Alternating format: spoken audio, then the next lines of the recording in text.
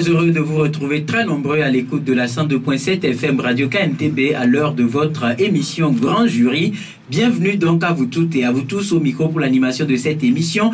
Appelez-moi tout simplement Rodrigue Aego et je vous informe que cette émission peut être suivie à Palimé via les ondes de radio VGK, à Anejo sur les ondes de radio Lumière et sur le web pour le monde entier, le www.ebenradio.com et le www.togovision.com. Nous envoyons toutes nos salutations à nos frères et sœurs qui sont en Belgique et partout dans le monde entier, sans oublier ceux qui sont en Angleterre, en Allemagne, en France, dans les pays asiatiques et scandinaves. Ce matin, nous allons aborder l'actualité sociopolitique de notre pays. Nous devrions normalement démarrer par la une des journaux, mais pour le moment, les journaux ne sont pas encore arrivés. Nous allons attendre. Mais avant, je vous rappelle que vous pouvez participer à cette émission en composant les 91 05 80 80 et 97 25 86 86. Notez bien,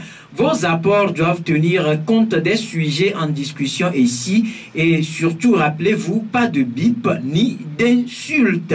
Voilà donc pour le décor ainsi planté et nous recevons pour vous ce matin Joseph Gada. Il est le directeur de publication du journal Économie et Développement. Il est également le patron du site Horizon News. Bonjour Joseph. Et bonjour Rodrigue. Bonjour également aux auditeurs et aux fidèles auditrices de la radio KNTB. Et bonjour également à toutes les personnes de la primature qui nous suivent vraiment à chaque instant que l'émission finit. Il y a toujours des appels pour nous apprécier. Je pense qu'ils vous apprécient également. Nous leur envoyons ce coup. Sauf qu'ils ne nous ont jamais appelés. Non, peut-être qu'ils le feront d'ici peu. En tout cas, on attend. Et merci donc. Et puisque c'est la première fois qu'on se retrouve, je vous permets quand même je vous présente mes meilleurs vœux. Ah oui, bon, il ne faut pas oublier que j'étais là la semaine passée aussi. J'ai pris l'émission au vol également la semaine passée. Mais c'est encore l'occasion, parce que ce n'est pas encore tard, de présenter aussi les vœux à nos fidèles auditeurs et auditrices également. Et nous souhaitons également la paix, parce que sans la paix, il n'y a pas de développement. Sans la paix, rien n'est impossible. Je pense que nous devons être solidaires, comme je l'ai toujours répété, l'hymne national togolaise. C'est dans l'unité que nous voulons te servir et je pense que c'est à nos aimants, c'est à être ensemble que nous pouvons quand même construire ce pays. Que nous pourrons construire ce pays. Nous allons aborder avec la question des incendies des grands marchés de Kara et Lomé qui fait la une des journaux. Les femmes sinistrées et regroupées au sein de l'association Asimat montent au créneau pour dénoncer les contours de cette affaire-là qui aujourd'hui, jusqu'à ce jour, ça fait 2 ans pratiquement, ne connaît pas de dénouement, ne situe pas quant aux responsabilités, quant effectivement aux auteurs de ces drames qui ont anéanti la force économique des femmes et qui ont détruit l'avenir de plusieurs personnes. Oui, je me rappelais de cette situation. Comme si c'était hier, la nuit de ce 13 janvier et du 15 janvier à Lomé et à Kara, où le monde entier avait les yeux braqués sur le Togo par rapport à ces criminels, à cet incendie criminel. Tout le monde se demandait mais qui peut être quand même le fautif, le coupable de cette criminalité. Et nous savons combien de fois ce marché joue un grand rôle dans l'économie togolaise. On ne peut pas quand même se rappeler de l'histoire des Nana Benz dans ce pays, qui ont vraiment quand même participé à l'essor de l'économie togolaise. Mais au jour d'aujourd'hui, je pense que c'est regrettable. La fois passée, quand on était en conférence de presse, je suivais les responsables d'Asimat. J'ai un petit regret. Un regret parce que je me rappelais dans ce pays, c'était en février 2013 qu'un téléthon a été quand même organisé pour pouvoir faire des collectes et venir en aide à ces femmes sinistrées. Mais je pense que la ministre du Commerce qui est en charge vraiment de ce dossier j'étais intervenu plusieurs fois sur la chaîne nationale pour expliquer le pourquoi jusqu'à présent les victimes n'arrivent pas à avoir accès à ce fonds. Parce que ce fonds, c'est estimé à 53 millions de francs CFA. Et par les touchements des uns des autres, pas des analyses, pas des recherches, on nous a fait comprendre à la presse que le montant est logé au trésor public. Alors que normalement, il y a un compte qui a été ouvert à Ecobank. Et jusqu'à présent, le montant n'y était pas.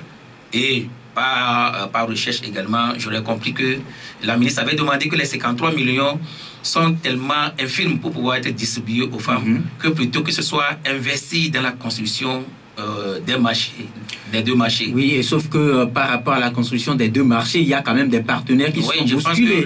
Oui, parce que la Banque mondiale avait soutenu le gouvernement avec 11 milliards de francs CFA à l'époque pour pouvoir faire la construction des deux marchés, parce que le marché de Kara a déjà commencé quand même, la construction a déjà commencé. Pour Lomé, parce que le bâtiment a été démoli, mais jusqu'à présent, pas encore les activités. Les activités probablement n'ont pas encore commencé. Et pire encore, c'est que c'est la justice qui devait quand même révéler les coupables. Mais c'est que jusqu'à aujourd'hui, il y a les gens qui croupissent dans la prison civile. Mais jusqu'à présent, on ne sait pas ce qui se passe. C'est qu'il y a un journal hier qui révélait qu'en avril, que les présumés coupables seront à la justice pour être entendus et voir si les verdicts seront quand même prononcés. Vous savez que dans cette histoire, il y a le chef de file de l'opposition qui a été accusé. Il y a plusieurs hommes politiques, ils sont très nombreux, qui sont impliqués dans cette enquête. Donc il faut dire que quand je vois les femmes la fois dernière crier, ça me fait vraiment mal au cœur, parce que la femme dit qu'il y a au moins 20 personnes qui sont déjà décédées, une vingtaine. Donc ça veut dire que la situation est criante. Il va falloir que le gouvernement vienne rapidement à l'aide à ces femmes. On en a besoin. C'est vrai que le gouvernement a fait des efforts. Quoi qu'on dise, le gouvernement a fait des efforts, parce qu'aujourd'hui, il y a un petit marché qui a été quand même mis à disposition. Les femmes disent que ça ne les apporte rien. Ce n'est pas ça, parce que le grand marché que les femmes... c'est pas seulement les femmes, vous savez que ce n'est pas seulement les femmes togolaises qui animent le marché. Il y a les femmes de la sous-région, Ghana, Côte d'Ivoire, Bénin, là. Mais aujourd'hui, les femmes ne viennent plus parce que ce n'est pas le marché en tant que tel. Et vous savez que quand on parle de marché, de grand marché, vous savez combien les femmes... Bon, pour certaines femmes, c'est leur domicile même. Mais aujourd'hui, avec ce qu'on leur présente, c'est un peu compliqué. Donc, on peut que c'est l'occasion encore d'interpeller le gouvernement, rapidement de saisir encore de ce dossier. Tout ce que les femmes souhaitent, c'est qu'une enquête internationale soit ouverte pour constituer rapidement les responsabilités des uns et des autres, quoi. Et que ceux qui sont coupables, si les gens doivent rembourser, si les gens quand même doivent participer à reconstruire le marché, rapidement que ce soit fait. Mais bon, vous savez qu'actuellement nous sommes dans une zone rouge des élections, et que tout se passe comme si, bon, le social un petit peu avoué au Karangré. Mais là, permettez un tout petit peu de toucher encore un fait que j'ai un tout petit peu déploré. Parce qu'à un certain moment, au Togo, quand il y a une partie, ou bien quand une partie de la population est un tout petit peu lésée, on a tendance à se plancher sur les acteurs politiques. Vous avez vu la fois passée dans le communiqué, les femmes déploraient qu'au jour d'aujourd'hui, les acteurs politiques les avaient promis, les soutenir. Mais jusqu'au jour d'aujourd'hui, elles ont été déçues. Que même les simples appels à l'endroit de ces acteurs politiques, ils n'arrivent même pas à répondre. Qu'aujourd'hui, ils sont plus préoccupés par les affaires politiques que les affaires sociales. C'est là aussi, je voudrais interpeller aussi les organisations de défense des droits de l'homme. Parce que quand on parle de social, je pense que ces organisations sont plus interpellées. Mais aujourd'hui, le constat est clair. C'est-à-dire, qu'est-ce que ces organisations, qu'est-ce que vous reprochez à ces organisations dans cette affaire des incendies des marchés? Oui, quand on parle de droit de l'homme, quand on parle de droit à vivre, quand on parle de droit à la vie, tout ça, je pense que les organisations de défense de l'homme sont les principales actrices de la chose. Ce n'est pas moi. Qu'est-ce qu'ils doivent faire concrètement? Non, défendre défendre le dossier, accompagner ces femmes, par exemple, à la justice, pour que la justice rapidement puisse saisir de ce dossier. On verra plus loin tout à l'heure l'intervention de la société civile ou des organisations de défense des droits de l'homme dans un autre dossier et vous verrez si réellement il y a quelque chose à leur reprocher. Mais avant, permettez que je vous pose une question. Est-ce que vous comprenez la lenteur de cette procédure enclenchée depuis le lendemain de ces incendies par la justice togolaise? Oui, parce que le premier problème de ce dossier, c'est parce que les acteurs politiques soient plus impliqués dedans. Impliqués comment? Non, on a dit que les gouvernements arrivent à les impliquer plus dedans. Malgré que même jusqu'à aujourd'hui, l'enquête n'a pas encore révélé les gens. Parce que on a cru que le gouvernement a plus impliqué les acteurs politiques. Vous savez qu'à ce temps-là, c'était les élections législatives. Et chacun. C'est-à-dire, si on comprend bien, vous voulez dire que l'affaire est plus politique. Moi, voilà, c'est politisé. L'affaire est plus politisée que sociale. Hein. Donc ça a quitté son terrain social. Pour venir atterrir au niveau de la politique. Et vous savez que là où il y a la politique, là où la politique est, vous savez qu'il y a toujours des complications. On n'arrive même pas à s'attendre. Vous savez que c'est à cette époque que le CST aussi a été créé. Et vous avez vu que comment est-ce que chacun a présenté les enquêtes. Les enquêtes différemment de ce dossier. Le CST avait présenté un rapport, le gouvernement aussi avait présenté un rapport. Comme je l'avais déjà dit, les acteurs politiques ont été quand même, certains ont été convoqués à la justice et dans un flou total, parce qu'on n'arrive pas à comprendre ce qui se passe aujourd'hui. Les acteurs politiques, du moins des forces démocratiques, accusent aussi le gouvernement, que le gouvernement en est responsable. Vous savez, ici, je ne veux pas citer les noms. Des noms ont été cités à gauche, à droite. Et je pense que si le gouvernement aussi sent qu'en son sein, il y a des gens qui ont été impliqués et que, bon, peut-être qu'on fait semblant de voiler un petit peu la face de ces gens parce qu'on peut arriver là où on en est. Mais c'est encore l'occasion d'interpeller le gouvernement de faire vite pour que ce dossier soit clôturé.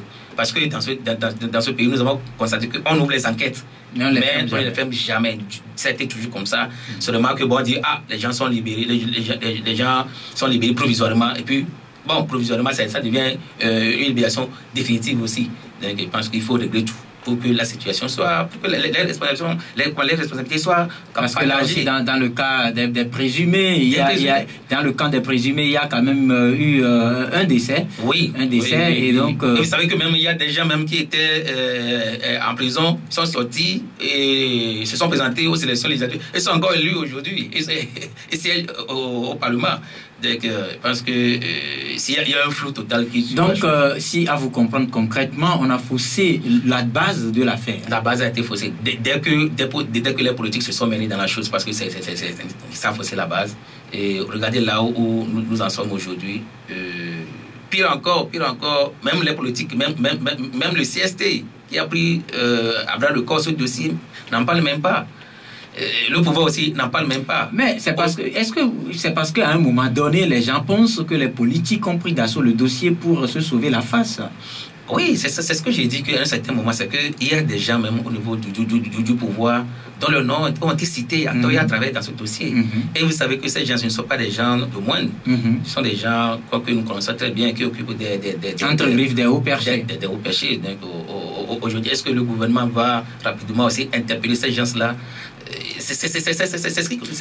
Pourquoi chaque fois vous parlez du gouvernement alors que c'est la justice qui a le dossier en main? Non, mais est-ce qu'il revient au gouvernement d'interpeller les gens ou bien c'est la justice qui doit prendre la mesure de la chose et élargir le dossier? Je pense que nous avons un ministère de la justice et dans ce ministère, ce n'est pas n'importe qui, c'est pas que c'est un grand pasteur qui est en charge de ce ministère, un bon évangéliste qui est en charge de ce dossier.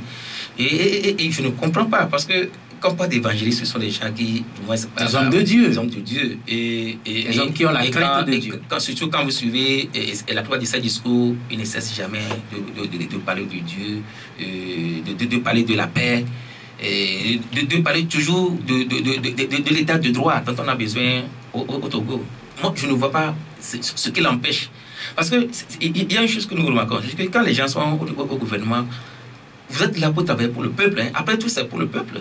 Mais on a l'impression qu'on travaille pour une personne ou bien qu'on travaille pour son parti, même si au sein de son parti, il y a des gens même qui font mal, on préfère les couvrir. Parce que c'est là même aujourd'hui, beaucoup... C'est un peu le mal, on va dire, qui gangrène la situation. C'est le mal même qui gangrène la situation, même au niveau de la politique. Parce qu'on va en venir et vous allez découvrir... Bon, les outils vont découvrir. On va y arriver. D'un dossier à un autre, on va parler de la situation des personnes qui ont été secouées physiquement, moralement, par les tristes événements de 2005. Cassid Togo, je ne sais pas, vous y étiez, était face à la presse pour faire l'état des lieux. Et par rapport à ce dossier, c'est là où je disais qu'on allait en venir par rapport au rôle que la société civile et les organisations de défense des droits de l'homme doivent jouer. Et quelle analyse vous en faites? Non, mais c'est là. Parce que quand vous voyez ce dossier ressemble un petit peu même au dossier des incendies également. Et c'est là où je dis que là où le gouvernement est en train de faillir à ses obligations, là où les politiques n'arrivent même pas à intervenir, c'est là où les organisations de défense des droits de l'homme doivent intervenir pour défendre la population, défendre l'homme. C'est-à-dire, qu'est-ce que vous mettez dans défendre? Défendre, c'est-à-dire que aujourd'hui, nous avons des dossiers qui dorment au niveau de la justice. Et une organisation de défense des droits de l'homme est capable de réveiller à tout moment un dossier et aller à la justice pour présenter ça. Vous avez écouté hier André Afanou qui a été clair. Oui. Il a dit que malgré toutes les tractations possibles pour que ces dossiers soient pris en compte par la justice, malheureusement... Moi, j'aurais voulu. Parce que au-delà de ces efforts qui ont été intervenus à gauche et là, d'ici et là, pour que ce dossier soit entretenu, malgré les échecs, mais faire des yeux doux au juge. Non, c'est dans ce pays que les organisations de défense de l'homme ont lancé l'appel pour que les gens puissent marcher. Mais ça aussi c'est un alibi. C'est un moyen de faire la pression également sur le gouvernement. Mais quand ils l'ont fait, il y a certains qui ont estimé qu'ils étaient en train de faire le jeu de la politique. Laisse la politique de côté. Parce que ici, nous sommes dans un cadre, dans un cas spécifique où c'est la vie des gens qui est en danger. Et quand la vie des gens est en danger, ce n'est pas question de politique, ce n'est pas question de gouvernement. Donc ici, ils peuvent marcher. Ici, c'est une question de droit de l'homme qui est bafoué. Mais quand vous arrivez à la justice n'arrive pas à répondre à votre doléance. Vous interpellez le gouvernement n'arrive pas à répondre à votre doléance. Quel est le moyen aujourd'hui? C'est la pression. La pression, c'est de faire descendre ces victimes dans les rues, marcher. Est-ce que la pression parle? Oui, je vais vous donner peut-être l'exemple de la Civito, où les gens ont marché, les gens ont observé des sittings, mais la suite, on a vu quand même que le président a été obligé de prendre la clé des champs. Oui, je dis toujours dans ce pays, de ne jamais mêler le social à la politique. Ça a été toujours l'erreur que nous commettons. Vous venez tout à l'heure de me parler de la Civito, des ODDH. Et nous avons vu leur parti, les partis pris par rapport aux politiques. J'ai toujours dit, les ODDH, la société civile doivent toujours se démarquer de la politique. Laissez les politiques font leur affaire de politique. Laissez le gouvernement en faire. Mais vous êtes du côté de la population pour les défendre à tout moment. Mais lorsqu'on voit dans ce pays que les organisations de défense, certains même responsables de ces organisations, je ne sais pas si ce président, si c'est trop dit, des acteurs politiques, mais je me demande où est-ce que... Et vous savez que aucun gouvernement dans ce monde n'a jamais accepté qu'une société civile se rallie à l'opposition, du moins. Tout ce que vous allez dire, ça ne va jamais marcher. Pourquoi? Ça aussi, c'est le problème de la civilité. Alors, c'est pourquoi je dis, si les organisations de droits de l'homme prennent en charge vraiment ce dossier des victimes de 2005, je pense qu'on pourrait, on pourrait quand même, elle pourrait quand même avoir un petit résultat. Aujourd'hui, j'écoutais André Afanou qui parlait de saisir la cour de la CEDEAO. Mais ce sont des moyens. Vous faites la pression sur le gouvernement ne veut pas répondre, mais vous pouvez saisir d'autres juridictions plus compétentes. Je pense que c'est ça. Mais laissez cette histoire de politique à tout moment, on veut toujours associer la politique. Je ne sais pas quel est le résultat jusqu'à aujourd'hui. Voilà, et puis parlant de la saisine de la Cour de la CEDEAO, d'autres vous diront quand même que on a envoyé certains dossiers de par le passé devant la Cour de la CEDEAO qui a donné son avis, mais qui n'est pas mis en pratique, en exécution jusqu'à non, je vous dirais que certains dossiers ont eu des avis positifs. Oui, le cas des 9 députés ANC. Et on savait qu'en ce temps-là, c'était Mme Awanana qui était la présidente de la Cour. Et ça ne l'a pas empêché quand même de délibérer en faveur des 9 députés. C'est ça. Donc je pense qu'il faut toujours... Il y a eu également le dossier Kwachanya. Il y a aussi le dossier de Kwachanya qui suit également son cours. Il y a actuellement le dossier de Pascal Boudjouna. Donc, je pense que ce n'est pas encore temps que le Togo envoie encore notre dossier. C'est là aussi, je dis qu'il faudrait que nos gouvernants prennent aussi les responsabilités. Vous ne voulez pas payer, peut-être que c'est un montant pas aussi élevé que nous voulons payer. Mais vous avez toujours retardé les dossiers jusqu'à ce que... Parce que ça figure dans les recommandations de la CVJR. Oui, et parce qu'il y a un truc aussi qu'il faut encore révéler. Aujourd'hui, le gouvernement vient de mettre en place aussi l'ACHCRUM, qui est en charge également de ce dossier d'indemnisation des victimes. Donc, est-ce qu'aujourd'hui les CACIT et l'ACHCRUM doivent travailler ensemble?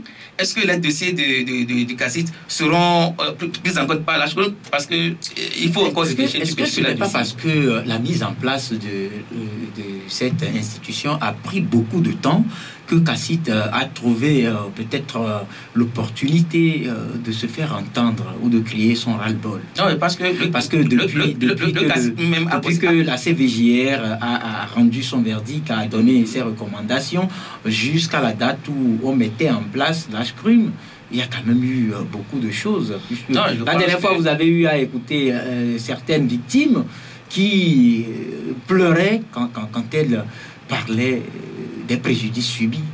Oui, moi je me rappelais en 2006, quand je faisais mon stage au niveau du CACIT, et que ce dossier, surtout les victimes d'attaques armées, venaient au siège du CACIT, qui se trouvait à Nikonakwe quand je faisais mon stage là. Je pense que c'est un dossier. Ensuite, même, on ne pensait même pas à la mise en place même de la CVJR, jusqu'à étudier, à écouter les victimes là, par là. Donc, je pense que le CACIT a devancé même la CVJR en certain... Bon, du moins...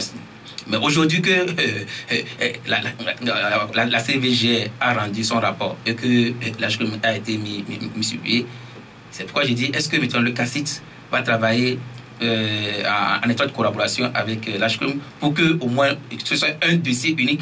Parce que je sais pas, je suis sûr que les mêmes victimes du CACIT ne se retrouvent pas également sur dans le dossier de l'ACHCRUM, pour que qu'on ne paie pas que ce soit pas des doubles indemnisations qui seraient faites. Pour le moment, je dis la présidente est déjà là, les responsables de CACIT aussi sont là. L'essentiel, moi je le disais hier, c'est de les approcher et voir comment est-ce que les deux peuvent combiner le dossier pour que ce soit un dossier et que dans les jours à venir. Parce que c'est criard quand vous voyez ces victimes, les gens qui ont été complètement décimés, les gens qui ne se retrouvent pas, les gens qui ont eu des traumatismes.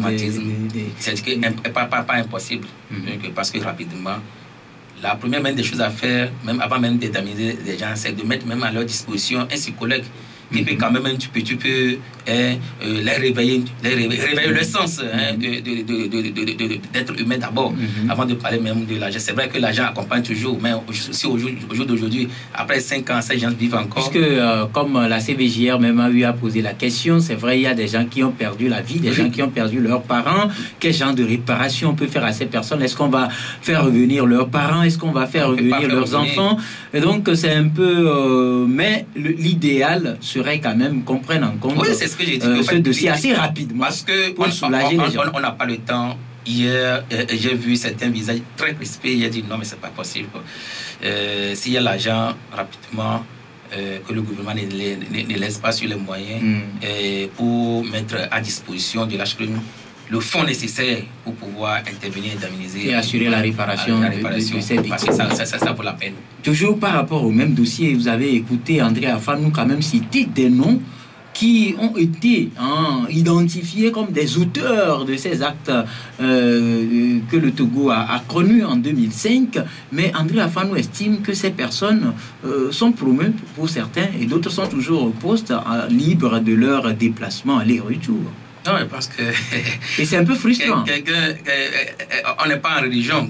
En religion, on dit souvent que Dieu n'aime pas la mort des pécheurs. Que Dieu veut les voir toujours se convertir.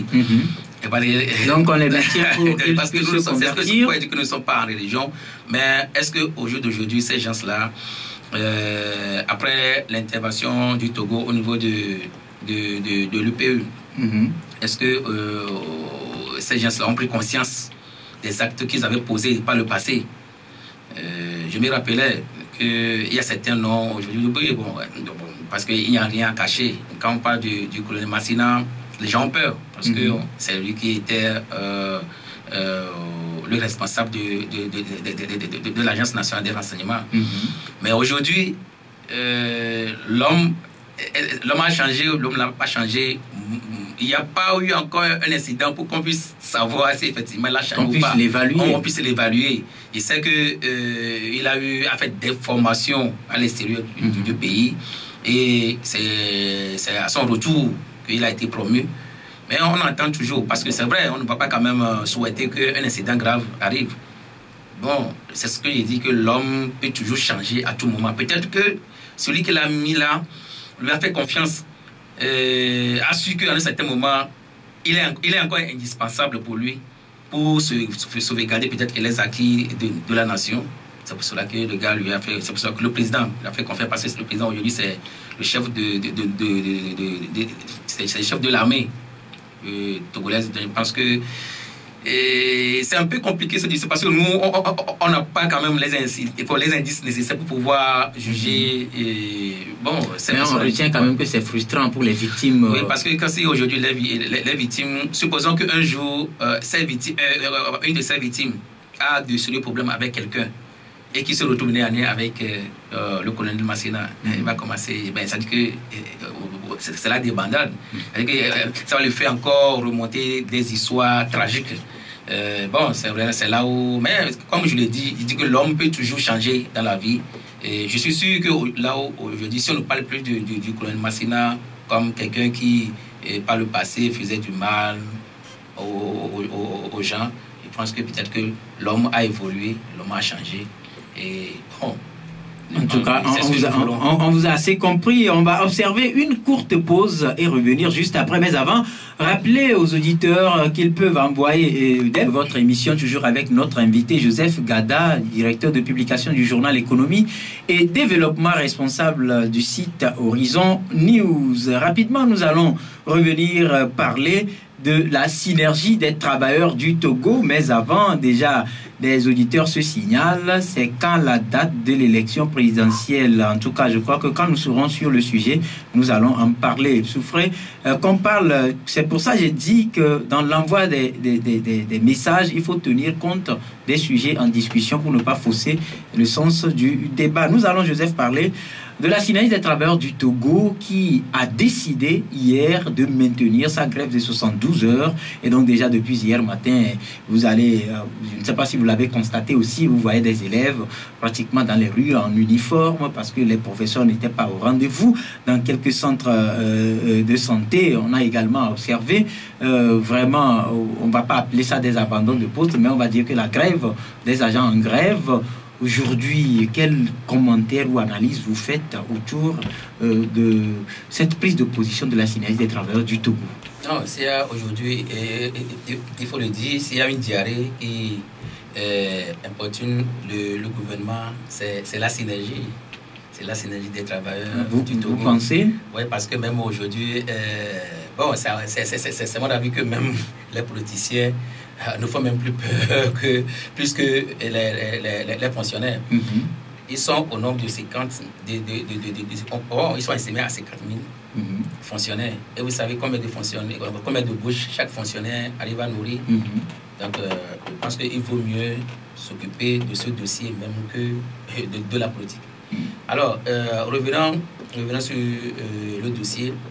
Je pense que c'est là où j'apprécie quand on parle de le peuple est souverain, que rien ne peut l'empêcher. C'est ça. De s'exprimer. De s'exprimer. Je pense que c'est nos frères de la synergie sont sereins. Ils savent ce qu'ils cherchent. Ils se sont des solidarités de la politique et ils veulent mener seuls leur lutte. Et je pense que ça commence déjà à porter des fruits. Là, vous vous rappelez que la semaine passée, leur reliquat 909 millions leur a été restitué par le gouvernement. C'est vrai, même que à la veille de la grève. Même si hier j'avais écouté le Premier ministre Aoumé Zounou qui avait déploré même la grève parce que il s'est senti un peu offensé, un peu frustré parce que ce n'est pas ce qu'ils étaient convenus. Et il devait faire un déplacement et il faudrait que la synergie attend d'abord son retour avant de lancer la grève. Mais malheureusement, sur son dos, la grève a été aussi opérée. Et qu'au jour d'aujourd'hui, la grève a été encore reconduite parce que c'est la base qui décide. Ce n'est pas la coordination qui décide. C'est la base qui décide. Et ce que la base décide, c'est ce que la coordination ne fait que réagir, ne fait que porter de l'avant au sein du gouvernement.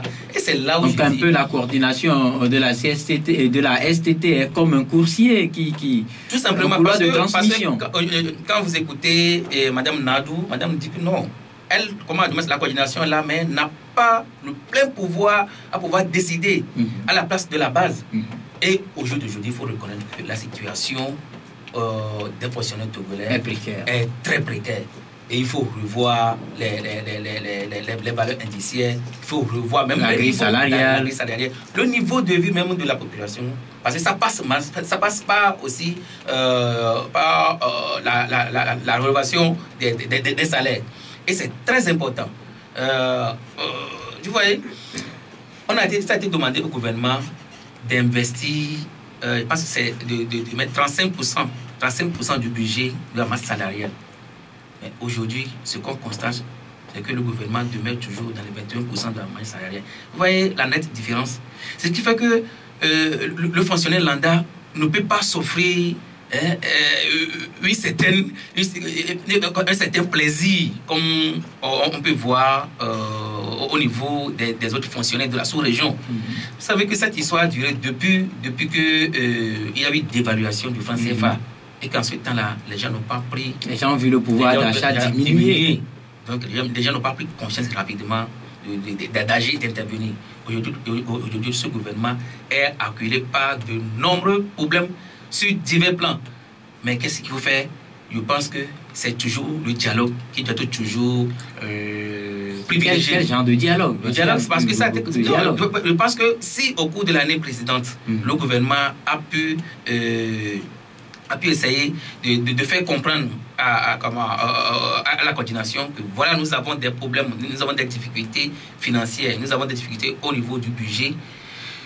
Je pense que l'essentiel, c'est de faire des promesses convaincantes et qu'arriver au moment opportun, que le gouvernement aussi arrive à essayer de les respecter. Mais je pense que l'erreur du gouvernement, c'est que les gens vous envoient les préavis de grève. Vous êtes là. Est-ce que c'est la base l'erreur? Oui, c'est l'erreur. On prend des engagements. Puisque la synergie dit qu'on prend des engagements qu'on ne respecte pas. Je pense que les 20 000, regardez les 20 000 francs, les 30 000 francs qu'ils avaient ajoutés au salaire des gens, ça a été clair. Le gouvernement l'a fait. Mais le gouvernement dit non, on ne peut pas continuer. Ça, ce sont que des situations atténuantes du peu.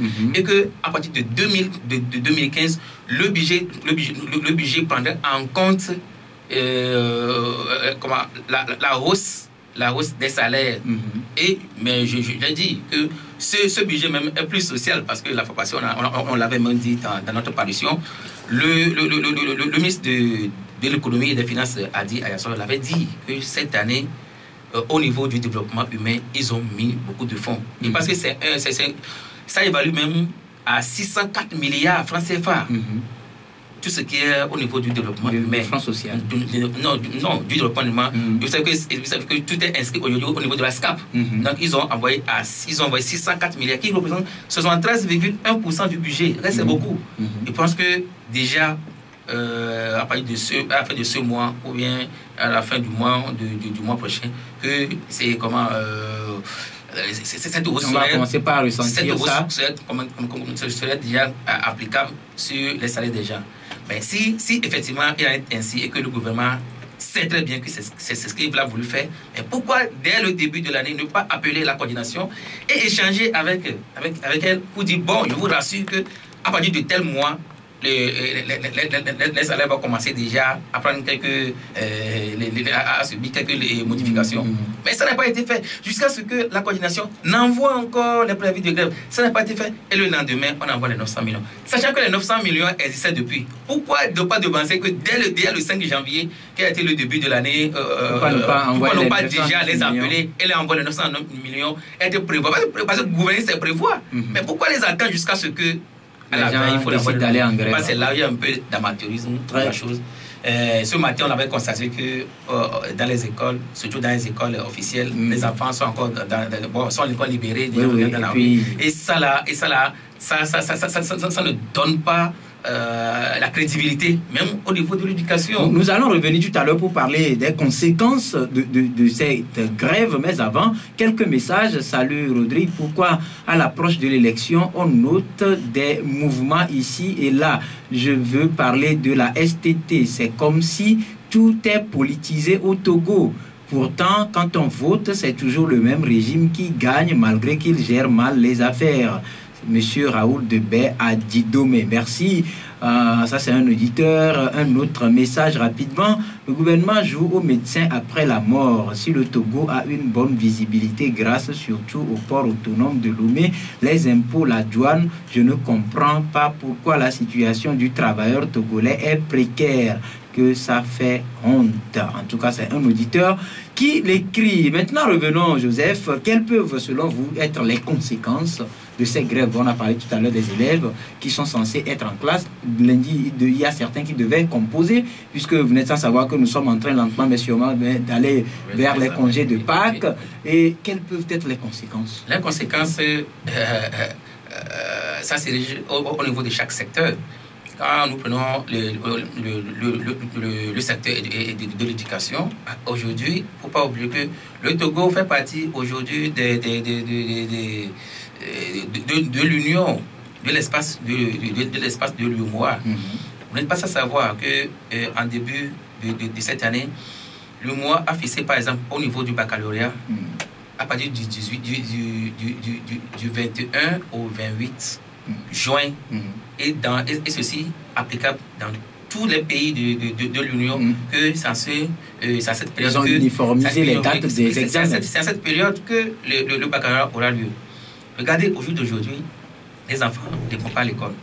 Quand est-ce que ces enfants vont rattraper ces cours? Je pense que d'abord, c'est déjà une conséquence. Les enfants sont à la maison, les enfants sont démotivés. Arrivés à la maison, vous savez ce qui peut se passer également. C'est-à-dire que certains étaient libérés, les parents sont au service, ils ne savent même pas s'ils sont rentrés, ou bien ils ne sont pas rentrés. Et les conséquences entre les garçons et les filles, ça n'en parlons même pas. Au niveau de la santé, je ne veux même pas en parler. C'est que les médecins sont là, les malades viennent, on ne s'occupe pas d'eux. La morgue est là, la morgue ne travaille pas.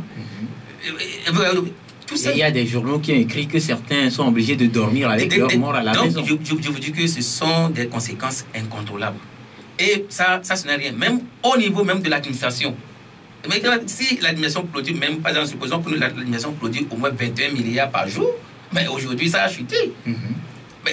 Ça fera le nombre de jours de grève fois les 21 milliards.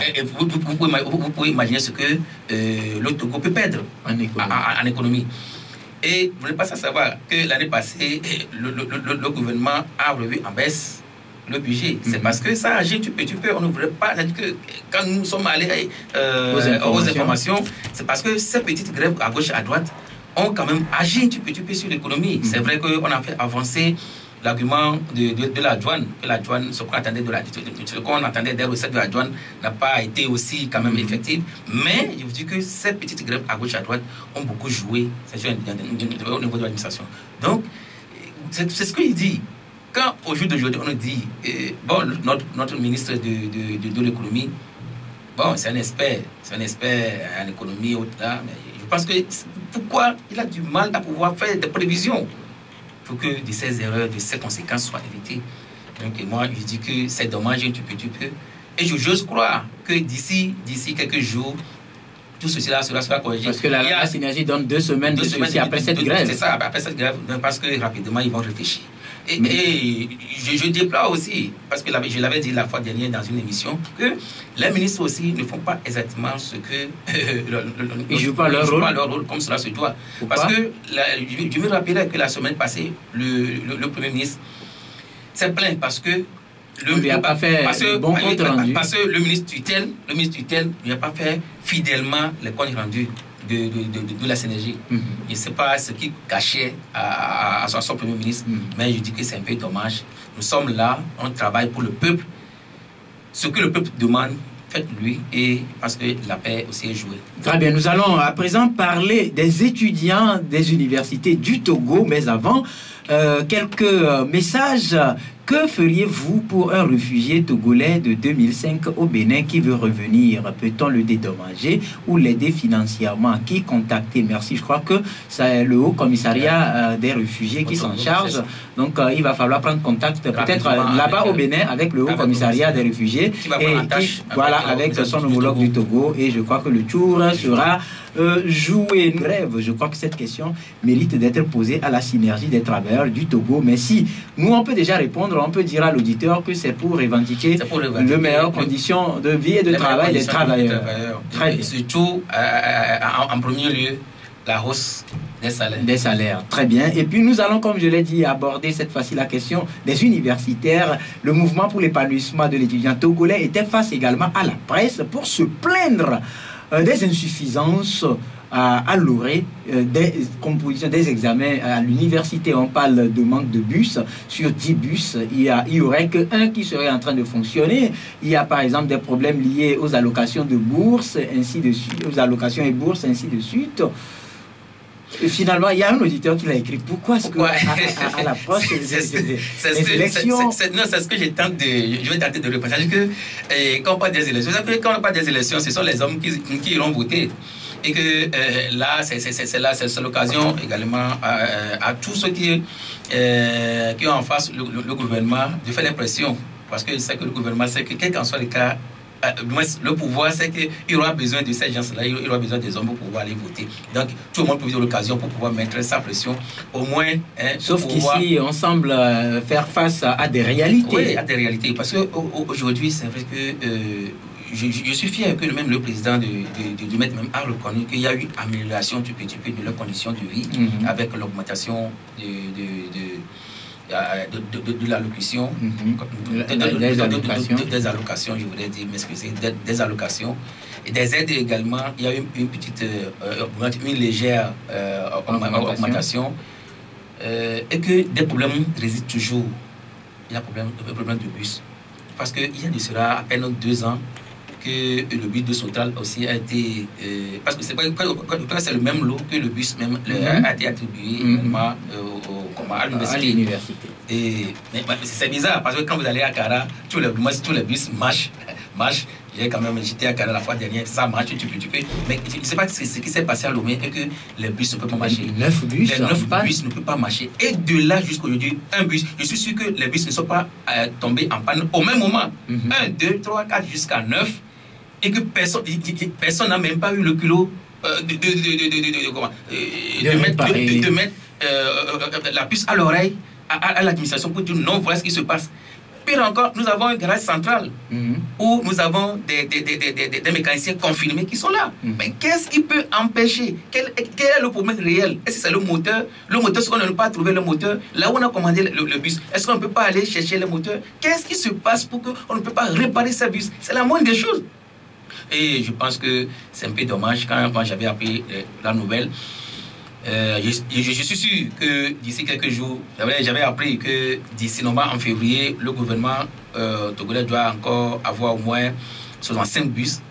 Je l'avais appris quand je faisais un dossier sur la société Sotral, parce qu'il doit y avoir encore 65 bus qui devaient arriver. Et là-bas aussi, vous n'êtes sans savoir, parce que moi, la dernière fois, je revenais de Zanguera vers minuit, et il y a 2 de ces bus qui traînaient, l'un qui traînait l'autre, c'est-à-dire visiblement en panne. Non, et pratiquement sur chaque 5-10 mètres, il y a forcément un arrêt. Non, c'est là où je dis, est-ce qu'il y a des mécaniciens? Est-ce que ces bus sont adaptés à nos réalités? Non, au jour d'aujourd'hui, avec l'aménagement des infrastructures routières, je pense que les bus ces bus sont adaptés. Et pourquoi ils tombent en panne comme ça? Parce que c'est quand même des bus neufs, qui méritent quand même des années de garantie. Non, c'est une question d'entretien.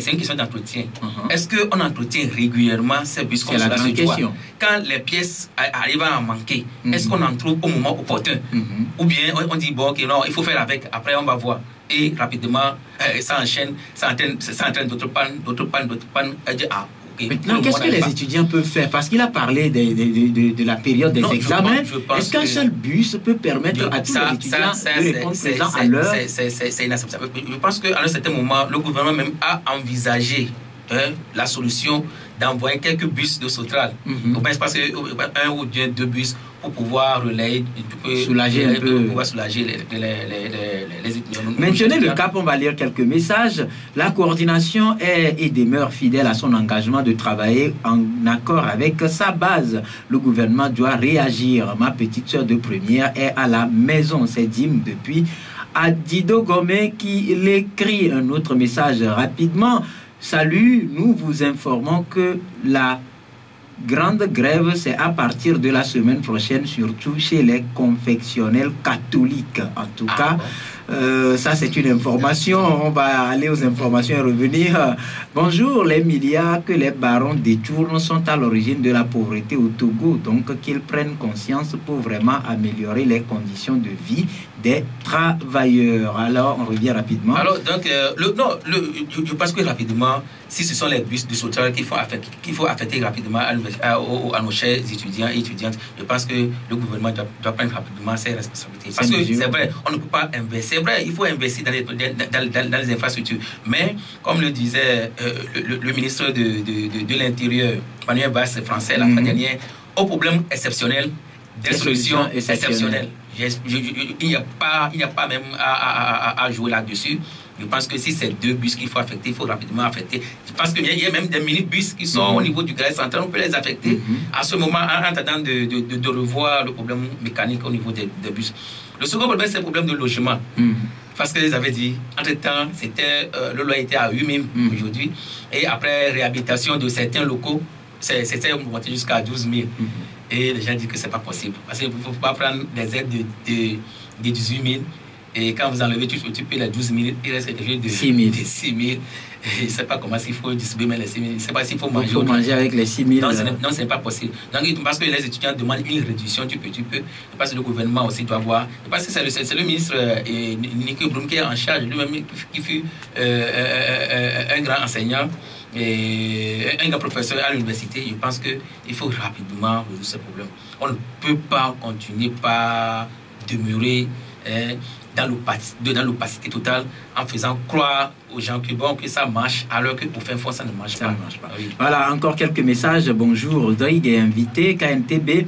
Il y a ce que je nommerai crise de leadership si à chaque fois on devra se référer à la base pour prendre des décisions. Il ne faut pas trop tirer sur la corde, écrit un auditeur. Un autre, bonjour, ce n'est une question d'entretien de bus mais d'adaptation à nos réalités. 100 personnes pour 32 places. En tout cas, ça c'est un auditeur qui l'envoie. Salut, ces gouvernants ne veulent rien faire pour ce pays. Donc seul Dieu a le dernier mot et c'est Okoro qui l'écrit. Donc on va dire que c'est la fin puisque nous sommes pratiquement arrivés à la fin. Un dernier mot, Joseph? Oui, un dernier mot. Je pense que c'est vrai, c'est dommage qu'on n'a pas parlé de la politique aujourd'hui. Oui, c'est bon aussi parce que des fois il faut sauver les gens aussi un petit peu de la politique et le parler du social. Parce que c'est vrai que la politique a pris l'ampleur. Parce que vous n'êtes sans savoir qu'il y a un candidat annoncé qui s'attelle au côté social, Eric MC. L'artiste de la chanson. Ça fait longtemps même que je n'ai plus même entendu parler de lui. Il sait pas voilà, parce que pour lui, le côté social il ne sait pas quelle coalition, il fait partie de quelle coalition ou pas. Parce que quand on lance les mouvements, je ne le vois jamais. Mais je pense que c'est vrai, on n'a pas parlé des réformes. Aujourd'hui, nous avons une pluralité de candidatures qui ne continuent pas à se déchaîner. Ce que moi j'aurais dit, le seul message, c'est de faire passer un message à la jeunesse. Que dans cette situation, nous sommes tous victimes. C'est la jeunesse qui est plus victime. C'est notre avenir qui est en danger. Là. Vous avez vu la scène qui s'est passée au Congo la fois dernière. Ce sont les jeunes qui ont été tués. On parle d'autres pas de 13, d'autres pas de 42. Je pense que nous devons avoir notre avenir entre nos mains. Quel qu'en soit ce qui va se passer, quels qu'en soient les appels que les opposants autres là vont lancer, réfléchissons très bien que les gens soient vigilants. Réfléchissons très bien avant de prendre des mesures pour que demain, nos parents qui ont quand même eu à débourser malgré la pauvreté, pour nous voir aujourd'hui évoluer, nous ne soyons plus encore victimes, qu'ils ne soient plus victimes de d'abord notre mort et notre absence sur cette terre. Voilà, merci. Donc on vous a assez compris et les messages continuent de pleuvoir, mais malheureusement nous sommes arrivés à la fin de notre émission. Merci pour votre contribution, chers auditeurs. Bien de choses à vous toutes et à vous tous, où que vous soyez, que ce soit au Togo, au Bénin, au Burkina, en Allemagne, en Angleterre, en Belgique, dans les pays asiatiques, scandinaves. Nous sommes de cœur avec vous. C'est la fin donc de ce numéro de votre émission Grand Jury. Merci à notre invité Joseph Gada. Il est le directeur de publication du journal Économie et Développement, également patron du site Horizon News. Merci à Malix Magloire qui était derrière la baie vitrée pour la radio KNTB, Émilie derrière la caméra pour togovision.com, sans oublier les équipes des médias partenaires Radio VGK à Palimé, Radio Lumière à Néro et benradio.com sur le web. Bien de choses donc à vous toutes et à vous tous. Au revoir.